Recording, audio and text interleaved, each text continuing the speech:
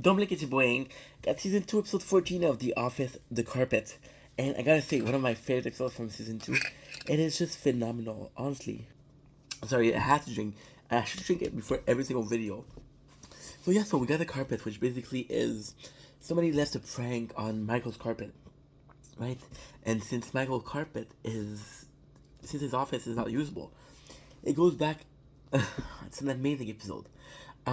Before that, I don't even know how to go at it. Which brings back Michael to be in the employee side of the building, not the side of the building, but not in his office anymore. So he's reminded that how it was to be an employee. The Office is, yes, it's a comedy, yes, but it's also like about a workplace. And Michael, although he's hateable, he's still the boss. I'm lucky I have a good boss, but I understand that sometimes the boss has to be a boss, and sometimes the boss has to be, he can be like a friendly. The boss is super kind, is super friendly, but you know, sometimes the people they take advantage of that. So in Michael's case, you think that one of the employees did it, left the thing on his carpet, and I think there's undertone of him feeling guilty, him understanding that he's probably not treating his employee in the best fashion, right? And because of that, it's pushing them to react. Because if he had done nothing, like this is injustice, right? And he doesn't know who he can trust anymore, become paranoiac.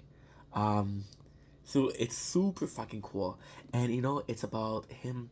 Um, the episode is mostly about Michael starting from being a boss, being an employee, to seeing that kind of employee, and it's like, yo, and Michael is the kind of guy I did not see, and we have multiple proof, a reason to believe that he didn't see the difference between the boss and the employee. So when he's joining the employees, like, yo, I'm part of you guys. Why did you do that? And nobody's gonna say they did it because then he realizes Packer, which is an external influence, right?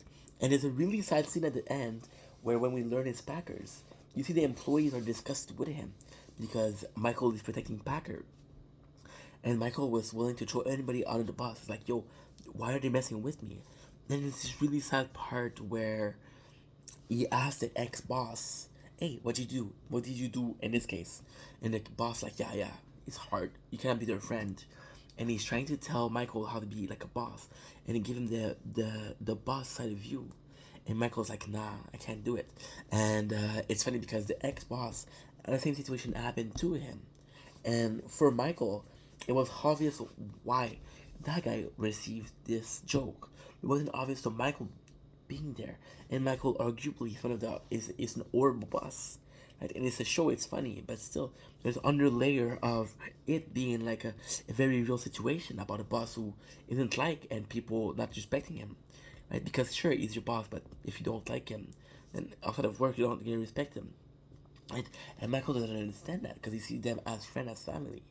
And there's a sad reality that you can't, like, you have to be a boss sometime and not a friend, like I said before. There's another part of the thing. So we have Michael who become from a boss to like a salesperson, and then you have Jim because Michael took his desk. And it's funny because how Michael, you see, being an employee, start to prank people, and he's being like fucking dick, and by pranking people, he's acting like he think an employee would act, but our employees aren't pranking each other. So right away, there's this discrepancy between the two characters, right?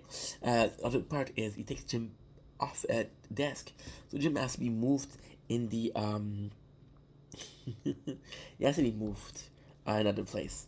And the place is human resources. So we don't see Toby. I don't remember the last time we saw Toby. We have Mindy Kalor, who's playing I don't remember her fucking name. Kelly Kapoor. Yes, and Kelly.